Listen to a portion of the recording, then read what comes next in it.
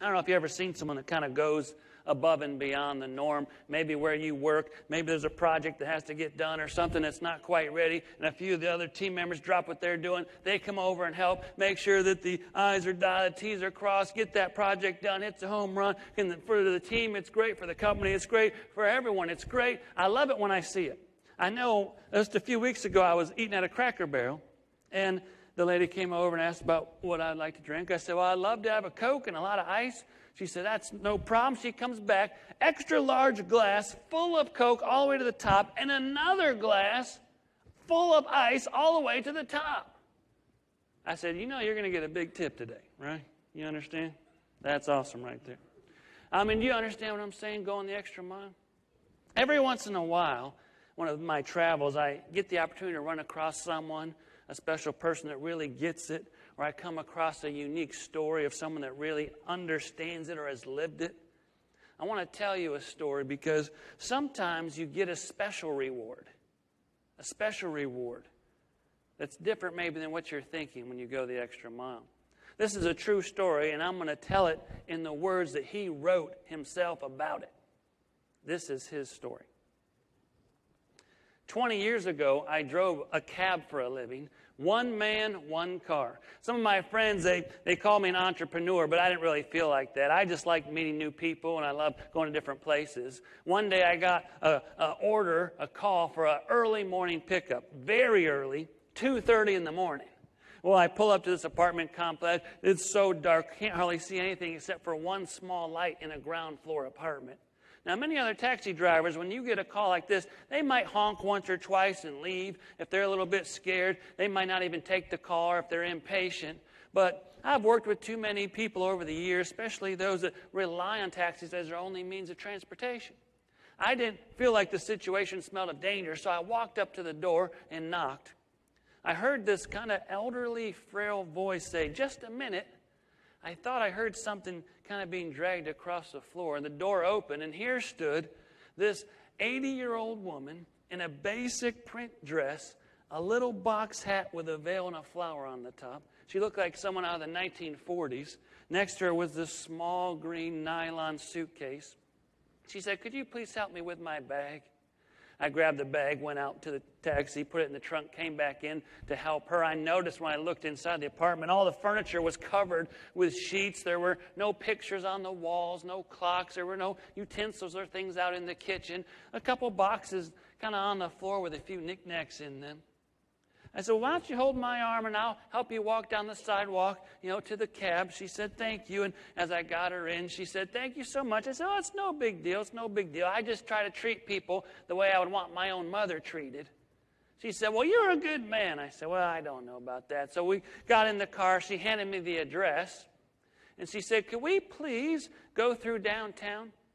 I looked at the address and I said, "Well, that's not the fastest way. That's not the fastest way."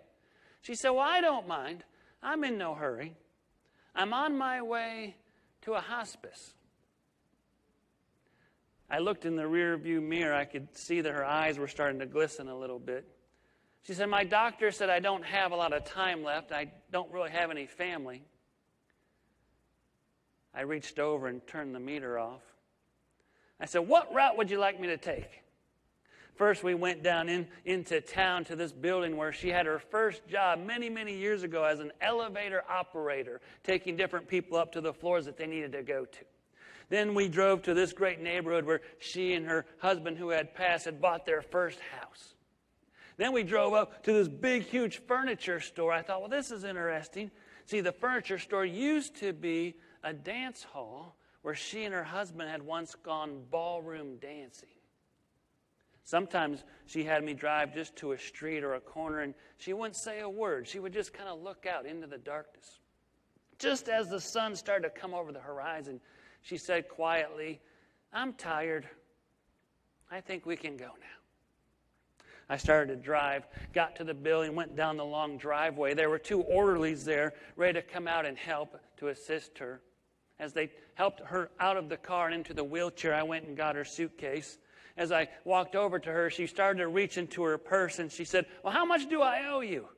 I said, "It's nothing. There's no charge." And with her sweet voice, "Well, you have to make a living." I said, it's okay. There'll be other passengers. Without even thinking, I just kind of leaned down and gave her a hug. She grasped onto my arm tightly and whispered in my ear, "Thank you. Thank you for giving an old woman a few moments of joy today. Thank you." As I let go and they started to take her inside and I heard the door shut, it was the sound of a closing of a life. I got back in my car. I didn't pick up any passengers for the rest of the day. I was kind of lost in thought. I was kind of reviewing the situation, thinking, what if she would have got an impatient driver who really didn't wait for her? What if it was one of those drivers that honks once or twice and leaves? Or maybe they were just rude and wouldn't even take a 2:30 in the morning pickup. I'm so glad I had this opportunity. As I pulled up into my own driveway, I thought to myself, I don't think I've ever done anything more important in all my life.